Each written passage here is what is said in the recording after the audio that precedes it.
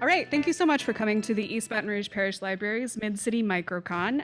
This is our Beyond Fandom Nerdy Businesses panel. So today we're just going to be talking about how to run and operate a nerdy business that focuses on a specific interest. I'm going to have the panelists introduce themselves. We're going to start up on Zoom with Lazy Nerds Designs.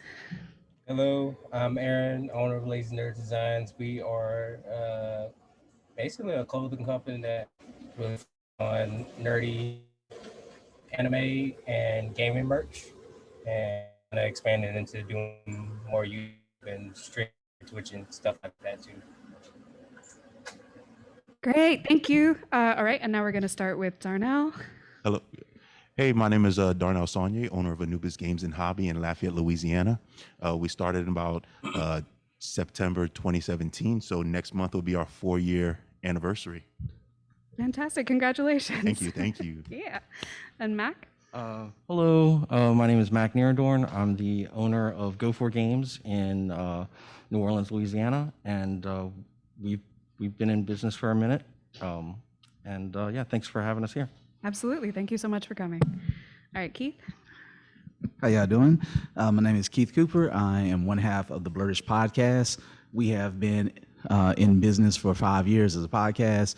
We've been selling for independent creators for about 4. Our table's right out there. We sell for everybody, people here. We do pop-ups with everybody who's on this table, including Aaron, and we're just all over the place selling nerdy goodness, books, and different things. Fantastic. All right, and James and Terry? Hello, I'm James. I'm Terry Highfield. We're Red Stick Reads. We're a bookstore here in town, but we also specialize in some nerdly things. On my side of stuff, it's very sci-fi, fantasy-oriented with a lot of D&D influence. And she's Well, and I'm a teacher, we're heavy-handed on kiddo stuff, but because our inventory is so low, we select what we know and best about, and it happens to be a lot of nerdy things. So we carry a lot of nerdy books.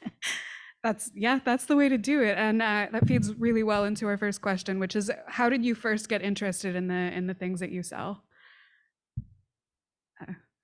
Nobody's going to take it first? Yeah, go. I'll take it. So there was a part of me that just knew I wanted to be an entrepreneur and wasn't sure what. And to be honest, I saw my actual locals at the time, and I said, I will never do a business like this. And I don't know, just the way things were lining up. We did it online at first, and then we did flea markets, and then it just grew naturally into a store, out of nowhere. We literally built the plane on the way down. So was there was like a gap in the market that you wanted to fill, or there was something that you wanted to see that you weren't seeing? So my initial mission statement was to make sure everybody that came into our store, make sure their experience was unique to them. So everybody who came in, we would interact with them a different way. And I felt like that was missing, because it sometimes whenever you're in a retail space, it turns into, hey, good morning, what are you looking for today? And everybody's experience is the same. And well, we opened Anubis Games and Hobby to make sure that everybody's experience was just something different and unique. That's fantastic. Yeah. Anybody else? How did you get interested in the kinds of nerdy things that you sell? I mean, so it started for me anyway, right? Getting into the nerdy things started probably in '86. My dad got me to play D&D, and he used to take me to Elliot's bookstore, which had this, before it moved, it had this stairwell, and along the stairwell was where all the little lead figures were. And you could go in there and pick the little number, and then go get the lead figure and go home and paint it. And they had dice, and that was the coolest thing I'd ever seen, right? And then getting involved with, at that same age, I guess, as a 9 or 10-year-old, you've got Star Wars is a huge thing, and you've got Conan the Barbarian and all these other really cool nerdly things going on. And my dad was also a part of the Society for Creative Anachronism, which is a bunch of dudes who like to dress up in armor and beat each other up and act like they're in the Middle Ages. So being inspired by that as a youth too brought me to eventually I had that closet nerdliness that when I was young was like, frowned upon. Everybody makes fun of the peoples who play D&D, and now we've taken over the world.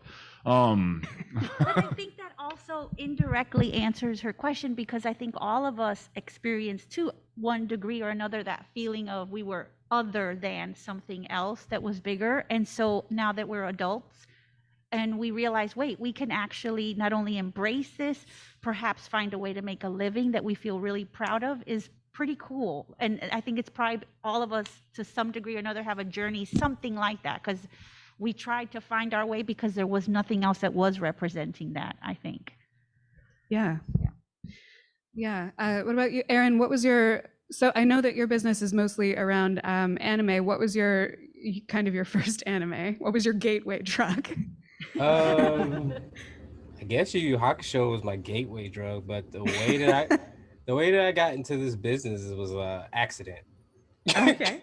Because I literally went to Full Sail University, went there for music business, thought I was going to have my own band, and I was like, well, what's the best way to make more money on merch since records don't sell as much?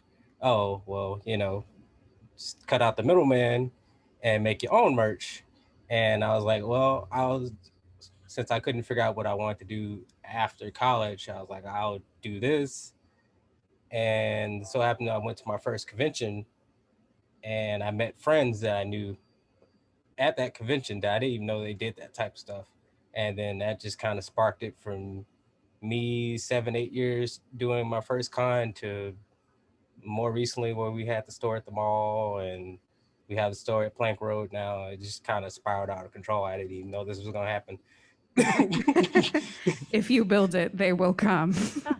Pretty much, consistency goes a long way. If you can get up and put one foot in front of the other every day and stay positive, things can grow. Good. Yeah. All right. Mac or Keith, would you like to talk about what you? For me, it's kind of a combination of Aaron and Darnell. Kind of wanted to fill in the gaps. I guess what got me into just nerdy stuff in general. Rest in peace to my brother. We used to play Nintendo, Atari.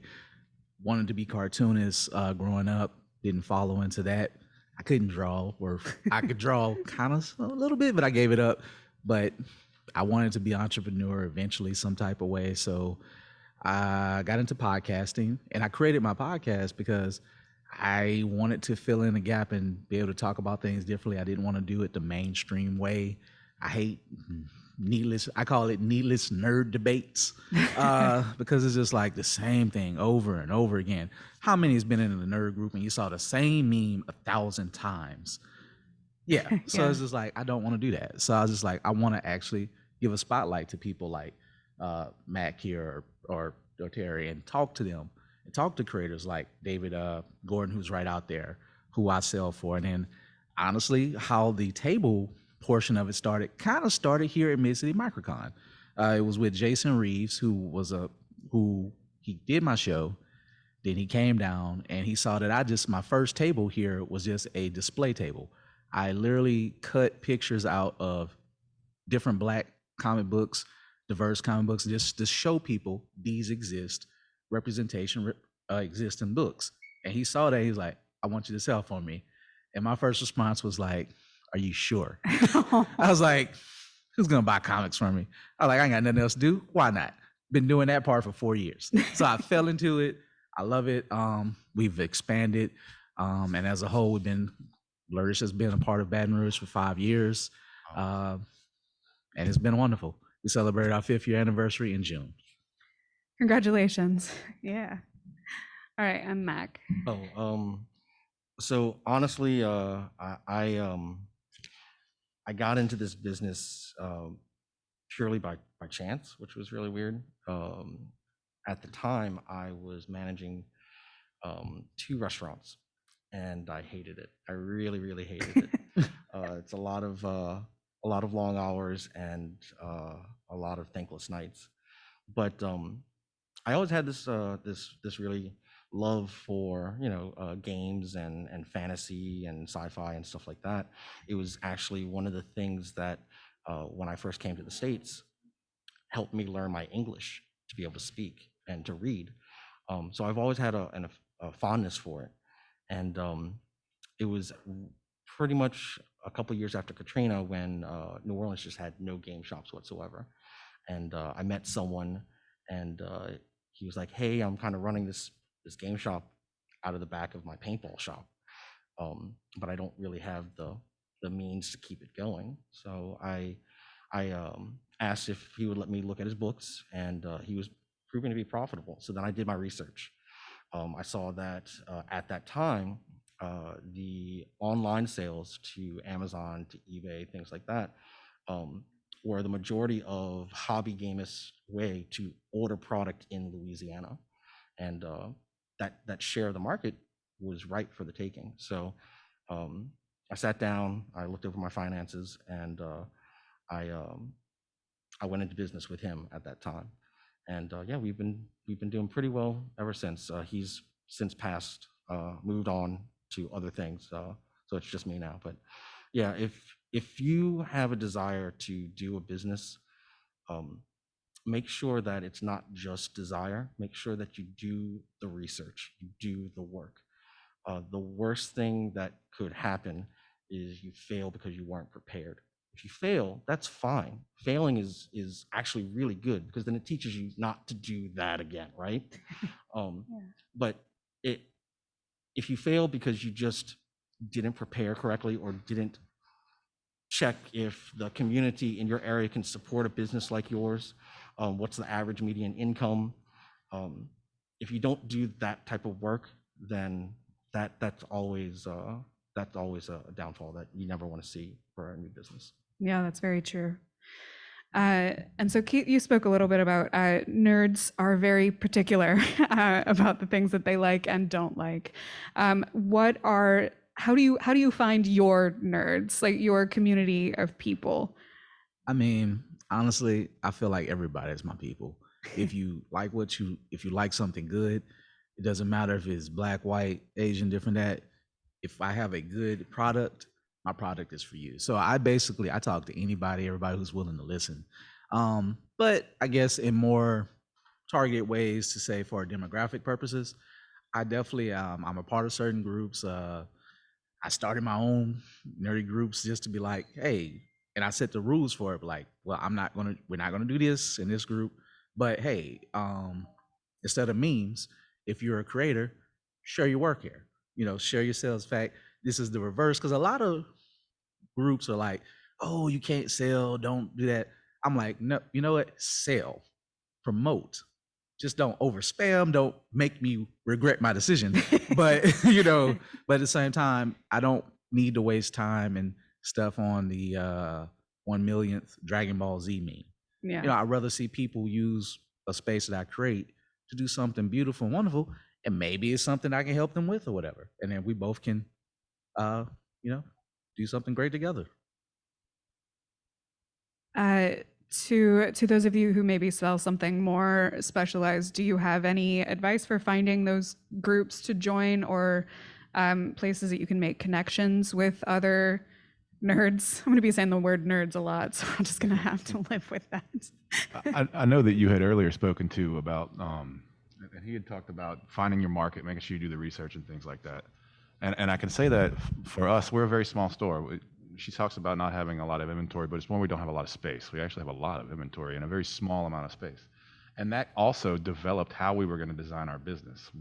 I've been a chef for 24 years. I was in restaurant too. And that also ran into that same problem of, I got to the point where I realized that I can't have a family and enjoy that and also be a restaurateur and enjoy that. It's not going to happen. So that dream went away. I started working for Barnes & Noble to do my research, to find out, can a bookstore survive in this state, in this city, where the people I work for are the carnivore that came in and killed all the bookstores. And now they're being eaten by Amazon. And that's the role of the bookseller these days, is you got to realize that you're competing against somebody who's going to offer that product cheaper every time. And you can get it tomorrow or the next day, every time. And we can't combat that. But the good thing is that nerds are particular. Not only that, but they also like the culture around their product. They like to talk about the product. So we have created this space that is very specifically about certain kinds of books. We're not going to have every book. We don't have 30,000 square feet of space. Yeah. Barnes & Noble has that. Let them have that. We'll stay in our lane, and we can very carefully curate, which is what she takes care of, books that are books we know we enjoy, that we've read, that people have recommended to us that we should read, or that we have seen in the spheres that we're influenced by. Hey, this is something we should pay attention to. And that also goes with our nerdly, like my side of things, with the role-playing games and the stuff like that. And It's Well, just and to, like what Darnell said too, like that every experience is a unique Yeah. one. When you come in, that you're gonna have conversations with people that are just as passionate as you are about your lane of nerdliness, and you're gonna have, not only are you gonna buy the product, but then you're gonna have this conversation and this moment around that, and that's what ultimately people will come back for. And I want to add something to what he just said as far as curation. Um, that's a big selling point of what Blerd-ish does, because my name itself is curated, is when you're speaking of like a target audience, black nerd. So to have a different point of view, and sometimes in a space that has not been, say, open, how do you get your foot in the door, or do you kick the door down and you make your own way? Yeah. So, I I curate, and I, unlike, say, stuff with Amazon, I have a lot of stuff you won't get on Amazon. That's literally direct from seller, from buyer, from seller to buyer. Like, again, like using my friend out there as an example from St. Louis. Well, he's not able to come down to Baton Rouge all the time. How would somebody in Baton Rouge get his stuff? And that's where I kind of fit in. So the curation, distribution, and finding ways to get stuff to the people who may have seen, like, and a lot of people like, I've seen this online, but they may not have been ready to pull the trigger online. But when you have a person to have good conversations with them to make people feel comfortable, then they're like, oh, yeah, you know what? I'm gonna take a chance. Yeah. Do you find that it makes it easier almost, because if you to make those relationships, because you're coming from a place of like, these are my things, and if somebody else also has those things in common, then you have something to talk about. Does that make it easier, I guess, to build repeat customers? Most definitely. I mean, all the time, like a young lady right there. She's a repeat customer. I just met her at MeccaCon, met her at I don't know if I've seen her before that, but she was the first customer today. So it is true. That's fantastic. My experience has been the same too, since I'm coming more from a strictly events-based company. Because before we moved back down here, I started off in Orlando, and I would only do events. And sorry, um, coming back to those shows that I've done, I'm like, oh, I did well at this show, so let me lock it back down so I can try next year. Um, if you ever go to an event, there's usually tons and tons and tons of other shirt vendors, but because if you go there and you do have something else different from Hot Topic, because our little thing is like making puns out of shirts. Yeah, James is wearing one right now. We try to be punny with our stuff, so it separate us from the other shirt vendors, even though there's a wave of them. And if you can make a connection with that customer, for us, it's usually a vibe of just being very chill people to talk to.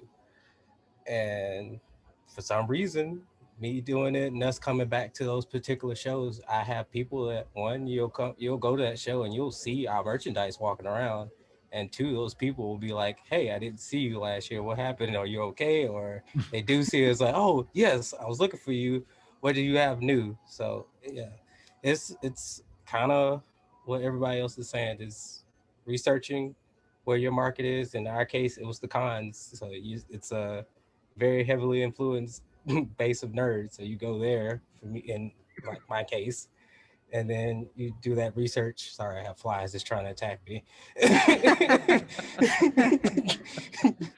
But yeah, you do your research. A lot of people don't know, for like cons, if you want to get into the con scene, you can go on Google and type up list of cons coming up in whatever year that we coming on. There's websites that curates from every state that you might want to go to, how many cons and what year, and then it'll separate. You click links to go to the website or their Facebook and Instagram, so you can do all the research about how long that they've been running, or get advice through Facebook groups about different things like that too. Great. So I'm listening to this entire panel, and I think y'all all have had some really great and professional answers. Doing your research and whatnot. and Oh boy. and you know, I honestly think I should have did the same thing. Probably when I- Oh, the be honest. Anubis. I definitely bump my head a lot of times. And don't let it. The lazy nerds in the title is still true to the, to the company owner. I'll be just honest. figure it out. You know, although I knew I wanted everybody's experience to be the same, unique when they came into the store, we opened the store with no plan at all, with little money. You know, we started with my personal cards we had. We started with no board games, no role playing games, no models, no dice. All we had was a few starter decks and a lease. That's all we had. You know, so we really did build the plane on the way down, but in that event that I didn't have a plan, I made sure that my passion and my ambition to get better every day. I read every day, you know, trying to learn how can I be better? How can we be better? What do we have to do here? How could we do this different?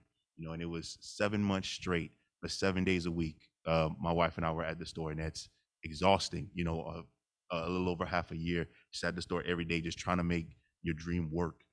And that's all you have is your ambition, nothing else. You've never owned a business before, and you know, I remember the first time we was able to hire somebody for 30 minutes. You know, 30 minutes. It was like, okay, yeah, I'll start. They got to train. I don't even want to call it that. You know, we literally said, all right, whenever somebody comes in, check them out. We're going to eat, and we ate hot dogs for 30 minutes, and that was a break to us. But Yeah. 7 days a week, we had 30 minutes, and you know, that meant the world to us. It signified that we were growing. We was able to hire somebody for 30 minutes for one day. So and then as time went, you learn, you make all kind of mistakes, costly mistakes, and like Max said, I absolutely agree. You have to be okay with failing and learning from them, and know that you're going to make mistakes going into any business, but you just have to learn from it and keep moving forward. I'm sure this entire panel has made mistakes that you look back now and go, God, what was I thinking? You know, what I was doing, you know, but you learn from it and you get better. That's such a great milestone, though. 30 minutes of an A break was a big employee. deal. It was a big deal. I feel like Darnell is showing off. That's where we want to get Darnell. We Yeah, want we're 30, trying to like get to that. as soon as we get there, I mean, that is huge. I totally get that. It's a big deal, but you know, right now we have 5 people, including myself, as staff, and the thing is now, you know, that pressures us to do better. Is every decision we make, whether good or bad, affects not only us, not only our customers, but also the people that's dependent on us to provide them a living. You know what's crazy? Oh, I know about the break thing because I'm so used to running my table by myself. I'm looking at my co-host who does the podcast with me. I'm almost nervous looking at him run it, and I'm like, I'm silly. I'm like, I have to break myself. Like, oh, is he doing good? Like, I'm in a panel. Or like, I need to think about this for a moment. But yeah, so I understand that kind of as well too. Like with Kit, the first time you leave your kids with a babysitter, like, just are they okay? Are they alive? I think another underlying theme is passion. You got to be passionate to be able to do this consistently. None of us would do this if it were about trying to be rich. You know, we do this because we're interested in what it is we're selling. You know, we're Correct, right. Yes. Like, well, the rewards we're reaping are definitely not in the bank account all the time, but there's a bigger purpose driving us. And that's what, like, you know, all of us have said, that's why you're willing to give up 7 days a week, 365. I mean, I feel that when I hear you all say that. I feel that. And even though we're exhausted, because I feel like all of us would say that, mentally, emotionally, in every way you could be, we are still showing up because it feels so good to be able to do that and call it ours. And then when you meet other people, and to answer our previous question, I would say give the library credit. When I started showing up at the library with my kids, I started meeting people that were more like us. That's how I met Keith.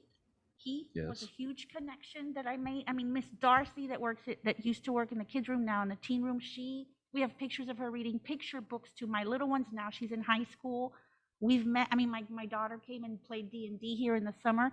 That's how we have met more people. Put yourself in the position to meet other people like you. Go, and the library was one of those places for us, for sure. These cons, My daughter is wanting to go to these, and I can't wait for her to attend more because there will be her people. You know, these are, it's, I mean, it's awesome to meet more people, but everything they're saying, I feel in my heart so much, you know, And I, definitely. and I just want to make this point. I'm probably the only person here. I don't do it full time, but in a way, I do do it full time because even when what you see is the final product, but the conversations you got to do with vendors, distributors, marketing. I bug Terry and I bug them. Like I'm sending them email like, hey, I'm coming on such and such day to set up. You know, I'll make a flyer. So it's those things that leave, say, Monday through Thursday that you got to get ready for event for Friday. It's just like you're doing something still every day. So even if, you know, I am not employed by this, you know, 7 days a week, but I do a little bit of something on it every single day. So those hours and those things, they just add up. So that's the work that people don't see. That so that we can create something so that what people do see and enjoy. So that's kind of, no matter what the different things we do, I think as a whole, we all enjoy what other people enjoy what we do. Great. And if I could add a little small something on the tail end of all of this, I mean, everyone's advice has been really phenomenal and right on the mark. But I really think you need to have a come to Jesus moment with yourself before you decide to sit down and say, I'm going to invest my money, my time, my free time, my family's time, and do this thing. You really have to sit there and decide that, yes, I want sleepless nights. I want to know if I can go the day without eating, you know, because I'm busy trying to get everything else done to make the store look like it's running perfectly. I like to akin this to my personality. I am extremely nervous to speak in front of people. Extremely nervous. We do a podcast show. We've been doing it for about almost 2 years now, and I'm extremely nervous when the cameras and the lights turn on. Everything on the surface above the desk is great. It's normal. Everything beneath, it's sweaty. It's weird. But that's the same way the shop is like. Everything to the customer, the front-facing customer, everything looks like it's in order. Everything is straight. Everything looks, you know, pristine, dusted, great. But behind the scenes, it's just a ball of nervous energy. You have to really sit there and decide, this is what I want to do to be successful. It's not easy. It's not going to be easy. And anyone who tells you that this job is just playing games and hanging out with people and talking with your friends all the time, they're doing it wrong. You know, I can't tell you, especially with Darnell, there's so many people in our industry that start out because they want a clubhouse to be able to play games with their friends, and then they fail within the first 6 months. You know, it's very, very easy to open a game shop. It's very hard to maintain a game store. So definitely just make sure that when you decide to do this thing, it's great. Do it. It's awesome. Like everyone said, it's a really great feeling. It's so cool to be able to walk in, turn on the light, and say, yeah, this is mine. I did this. But there's a lot of sleepless nights. There's a lot of missing meals. There's a lot of missed family time because you are putting that time and effort to make sure that you present the best possible product to your customers. And I want to say this. I know Mac is very serious and somber right now. Yes, your family, you know, I just want to give a shout out to, you know, my family, you know, my wife, I couldn't do it without her. Like, you will miss a lot of family time sometimes if your significant other is not able to, say, go to a con, do different things. That's why I love watching Aaron and his family be able to do it together. It's a beautiful thing. It still gets me in trouble. I'm I'm still much more of a workaholic than them, even though you do get to see them. I've Different gotten in layers of trouble. laziness. Yeah, I definitely got in trouble for being like, you think you need to work 7 days a week? I'm like, I don't know. I just get up and do things. I'm sorry. Still, it's beautiful to see them there. So kind of talking about what people can see and what they can't. So COVID happened, you may be aware, and especially for those of you who got your start at pop-ups and events, or people who kind of rely on physical interactions with people, like making those in-person connections. How did that affect you and your store? What a loaded question. Anybody want to take that first? I can take it first, just because my story actually leads into everybody's story on here, seriously, on this, and I have to thank them for it, because I don't know if it was me and Aaron, we was doing pop-ups a little bit, here and there, but the moment like COVID happened is way to put it, and you don't know when exactly it happened, where it's just event after event after event. In fact, me and Aaron didn't really do a lot of pop-ups together, because he was doing the con scene. I would help like fund some of his things, and I'll just be there and I'll just kind of do my small thing. But then once that happened, it's like, what do you do? So I was like, hey, join me. Let's do some local stuff. Let's find some things. Let's do some coffee shops. Let's do this. How do we, still get ourselves out there while this is happening? In fact, I know exactly what happened when I remember. I was setting up at his store at the mall, and then it was just like every bit of news we got was just worse, worse, and worse. And the last thing I did at his store was an anime night in February, and that was it. It was just like March was the March from hell last year, and it's just like everything was a blur. Then you come out of it, so they were working on their store. When they opened up, they was like, "Hey, we want to work with you." Mac reached out to me. That's how I got to know Mac. He's like, "I'm doing this thing during Christmas. Would you want to be a vendor?" I was like, "Yes, please."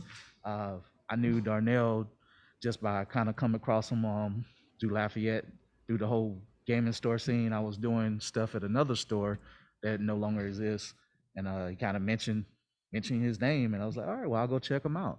And so I just kind of been rotating around in different things, and as I have kind of a weird, unique advantage to be, since I'm not a brick and mortar, I can go help brick and mortars, go promote for them, go do different things, set up events for people here and there. So that's how my story went during COVID. It dipped down, came back up, disappeared again, and it's been steady for the most part. Yeah. So our COVID story kind of starts in 2019. In 2019, I knew our lease was coming up in 2020, and I had made a decision in 2019 that I was done. I was out of this business, and I was going to go back on my tools and be a welder. And in 2020, about January, I said, I feel like I can't give up on this store until I give it everything I had. I never gave this store everything I had, even 7 days a week. And I said, I can't leave it like this, get away from it like this. So we got rid of our entire staff and started over from the ground up. And then March happened, COVID happened, and we closed for 2 weeks. And I said, I'm definitely closing. This is a wrap. I'm never doing this again. What an awful experience this all has been. And we closed for 2 weeks, and it was a horrible 2 weeks, and I fell into a deep depression about it all, because everything you worked for all those 3 years is over. It's coming to an end. And then when we came back around, and it's just I'm so thankful for our community, because we did open up for 2 hours, and we had such a resurgence in those 2 hours that we opened up, just something small, like, hey, we'll be around if you guys want to pick up something. And we had such a resurgence just from that, and it motivated us again. We can't let this go. We can't. So from April to September, we were heavy thinking of how we can save this business. How can we save it? And I'll be honest, if anybody sits there and tell you luck is not a part of business, sometimes you're in the right place at the right time, and sometimes things just, we was just in a place for opportunity to happen. And we was able to find a new location in a bigger city, which was something huge. We're next to a Walmart, paying less than what we were in a bigger space. Everything fell into place. The landlord gave us thousands of dollars to build it, no money out of our pocket. Literally everything fell into place right where it was supposed to. And I think it was because of our mindset. We went away from that negative mindset and said, no, we're not letting this go. And it turned around 180, completely 180 for us. And now we're in a new location, and we're loving it. It's great. We've had to hire more staff. We are now the second WPN premium location in the state of Louisiana, and the first in Lafayette. Oh. You know, That's awesome. extremely hard. Yeah. Very tough to do. That's awesome. Yeah. You're next. And it is a pretty store, by the way. Great, yeah. Yeah. So it was simply changing our mindset. You know, a lot of people say that it's, you know, business, it really is a mindset. Once you get into a mindset, you know, focus on what can make you great. And we focused on different things. Okay, what exactly is our market missing? This is when I started doing the research that I talked about I didn't do earlier. What is our market missing? What is the median average income in our area? What zip codes are best? You know, this, that. What location would get the most traffic? You know, how much walk-in traffic we would get, how much driving traffic. We did all of that research and then found the perfect spot. And then it all worked out. It has literally turned around all the way. Great. And And- oh, sorry. No, go ahead. And I was just gonna say, and now instead of getting 30 minutes off, I think we get 4 days off now. Hey. Actual days? Days. How does that You happen? don't actually Days. get days. You know, it's just you do work at home. Right. I wanted to kind of pick up a little bit of what he was saying. He's 100% correct. Thankfully, our experience with COVID was not as horrible as it was for a lot of other businesses. We actually, we flourished, we thrived. We were able to grow from a 1,400 square foot location to a 3,600 square foot location with a private gaming area and everything. That's fantastic. But the trick to that was, sure, there was the depression because, you know, March hit and you're like, oh my God, my entire business model is based off of experiences. I have people gather, which can't do. And what do we do now? And we had to sit there and just like really think about ways to innovate the business in our area. So we were the first store in our area to promote going fully online. And then by going online, we started doing the podcast show, and that allowed us to reach other areas outside of Louisiana. So we started doing a lot of mail order. We hired a bunch of out-of-work Lyft and Uber drivers, and they became our next day delivery people. So they would just come in the morning. We had a online services like, hey, you want curbside? We can do curbside. If you don't feel like coming out of your house, we can deliver it to you next day, guaranteed. And it gave us the ability to take Uber drivers and Lyft drivers that didn't have rides at the time. They would earn some money from just delivering games for us. And that really blew up our business and helped us quite a bit. So once again, like he was saying, you have to really sit there and think outside the box and try to come up with a UPV. It's a unique perceived value for your company. And yeah, that definitely helped us through COVID. Yeah, that's genius. The next day delivery thing. That's Why you got a big space, man? wow. Aaron, you want to go before me, man? Sure. Well, basically our whole world went to, like, it was over at that point because, as Keith said, I've said too, like, we're mostly only event type company, and we did have the store at the mall, but the mall store also had closed, so it was basically twiddling your thumbs at home for until, you know, they did the PPP loans. Yeah. So sign up for the PPP loans. Okay, what can we do with the money at home? And that's when we basically decided to go with the streaming, because that still is getting, that's still building a community, and streaming for us is still a way to reach people that's not only in our local area, but outside towards everybody else, to start helping maybe push towards doing online sales. So that's kind of how we shifted. We shifted from just being mortar or a place, a person, business that just go to events, to, okay, well, let's talk, record, play with people that are just like us online, to just grow a community that way. So. Yeah. That's about all I got. COVID for us is our origin story, and it's kind of, I know it's been awful, but it is what allowed us to open at all. Terry and I both had full-time jobs in our respective careers, and we had decided that we wanted to pursue the idea of opening a bookstore, and we're getting into it softly. So we got in touch with a local market. We were with the Mid-City Makers Market, which actually Keith was a part of, and he got us involved, knowing the people who ran the thing. So we had gone and talked with them, and I was in the process of leaving Whole Foods, and then decided, you know what, I'll try and go get a job at Barnes & Noble. And I went to them in full disclosure, and then they were appreciative. I was like, look, I want to open a bookstore. I will be competition, but in the meantime, where's a bookseller to work other than for you? And they were fine with it. They're like, yeah, come on. So I worked for them for a year, and then we were doing pop-up markets, and that was our book. That was what we figured we could handle with full-time jobs. It's 10 by 10. We'll get books for tables, and we'll set up. And we did 4 markets, 2 of which got rained out.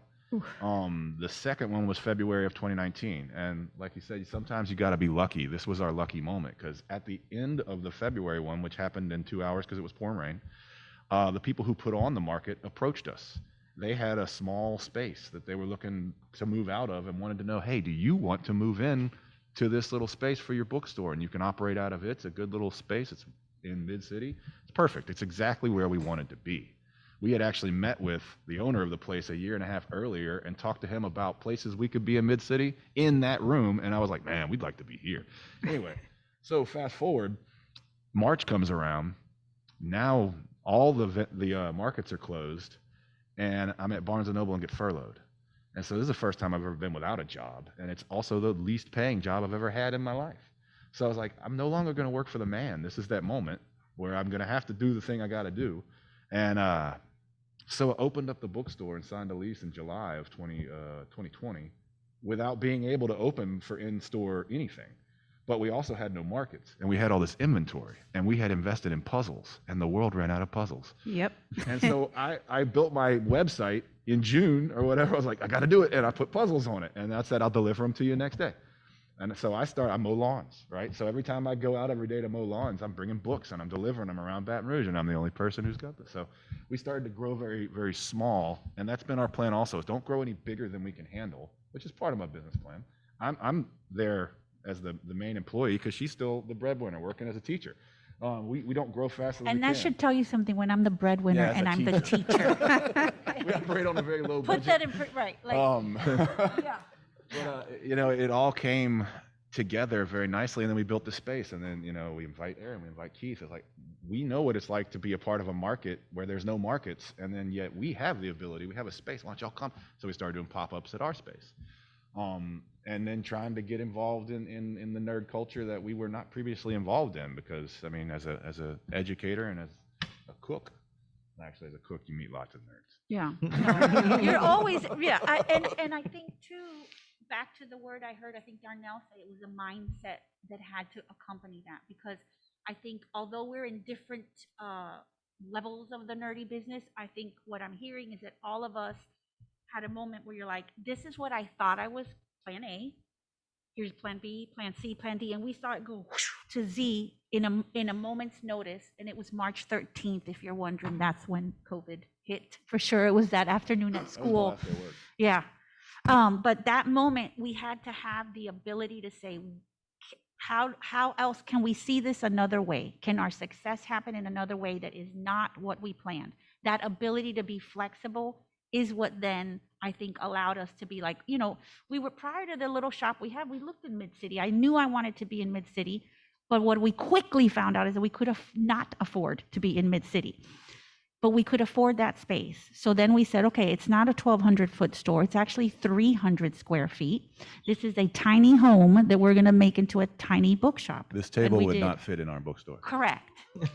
But I think it's the ability. Now imagine trying to pitch this to loved ones. Hey, so James is mowing lawns and he's going to sell books from it's not necessarily well received, but we were passionate, and that is what our family and friends responded to.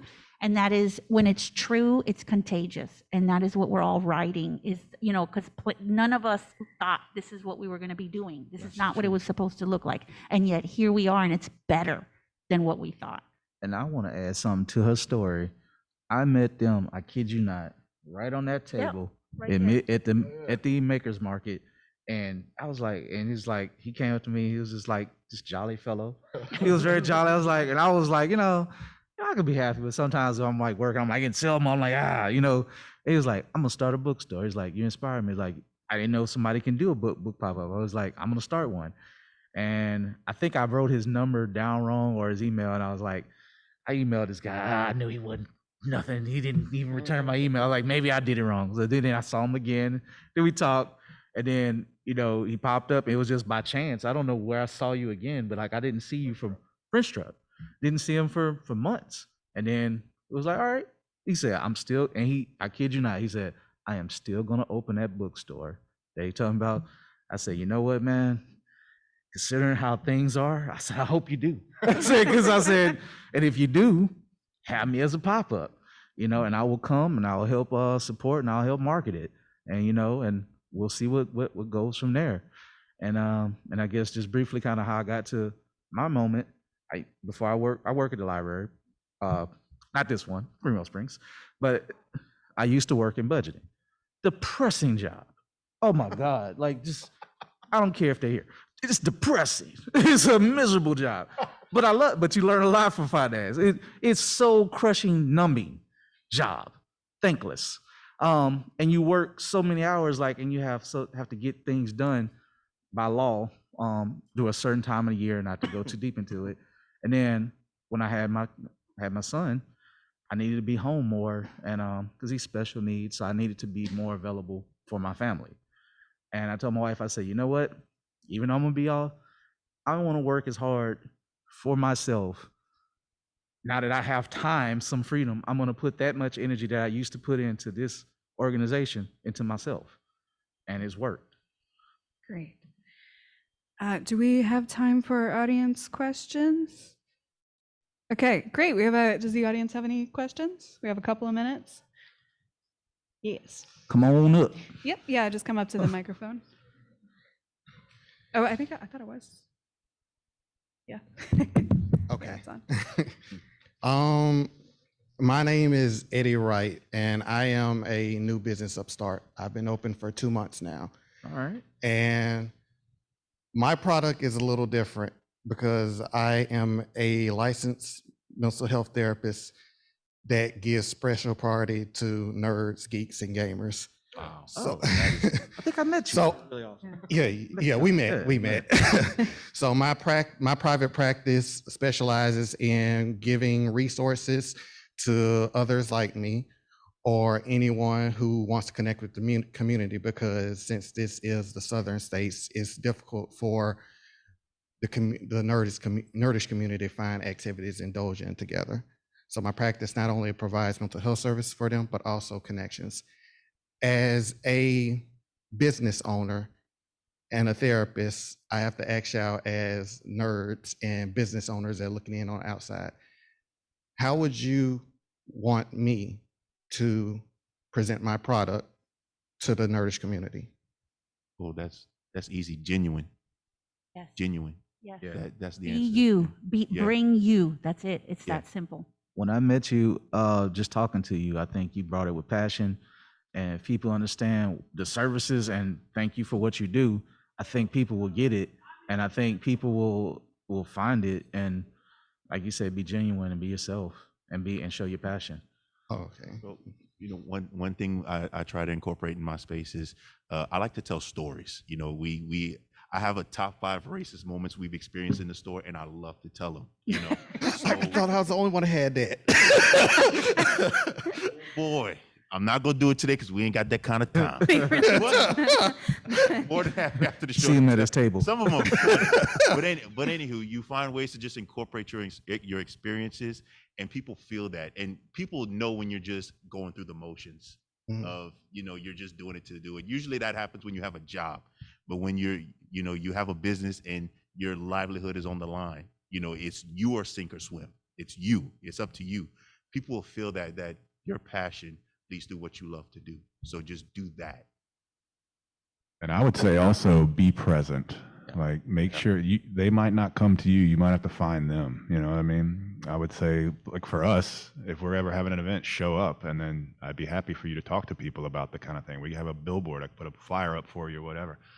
But being like personally available to put your face with your product and to let people know what it is that you're here to do is going to take more than a website. You know, it's going to take some genuine investment of your personality and face-to-face with people to tell them about your product.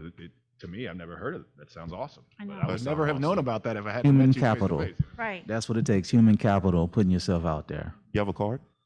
I have business cards with ponies on them. And Yeah. a Yeah, book. man. So with your business, you are now a walking advertisement. You are a billboard. Everywhere Right. you go, I should see what you do on your shirt. Yeah. Everywhere I go outside, it doesn't matter where I go. If I'm going get a plate lunch, I love plate lunches. But if I'm going to get a plate lunch, I don't care if I got my pajamas with some flip flops on. I got an Anubis shirt on.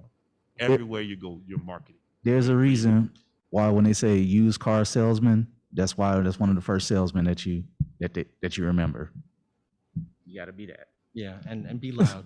Be loud. Yeah. You need to be out there, you know, pimping your stuff everywhere. True. Everywhere. You know, there's not a second of my day that doesn't go by where I try to steer the conversation into what I do to whoever will listen. Because you never know. You never know who you're speaking to. Maybe that next person that becomes a lifelong customer, or maybe the next networking person that will get you to the next step in your evolution of your business. And personally, I would love to have you on our show. So after the show, That's cool, yeah, let's man. definitely talk. And I made that offer already to you too, so don't forget. Same here, same here. And from a teacher, I would tell my student, believe in yourself. When you are passionate and happy about that and it's real, like we've all said, that's what we're going to respond to. You know, that connection that we had with you, because when you come around, we're like, oh, when he comes, it's so cool. We feel this. That's the story. That's what we want, you know, and just so be you. Believe in that. It's a good product. It is. It's awesome. It's really awesome. All right. Yeah, I think we have time for one more Thank you. question. All right. If anybody has another question. All right. Okay. Are we like, we're good? Oh, okay, great. Okay, great. Thank you to our wonderful panelists. It was really, I would talk to you all for 6 hours, but then the con would be over and I would have to leave the building. So I can't. Okay, so thank you to, we're gonna clap now, guys. Thank y'all much. Great job. And come see us at our tables and talk to us more and find great stuff. Yeah, most of the people are vendors in our arts and comics market. I have been Ned Denby. I'm the business librarian for East Baton Rouge Parish Library. So if any of you in our audience or any of our panelists want to find out about ways the library can support your small business, I talked with Ned when we started our business. yeah, it was great. Because I'm great and businesses are great. And because small businesses are great. So thank you so much for coming and enjoy the rest of the con. Thank you. Thank you.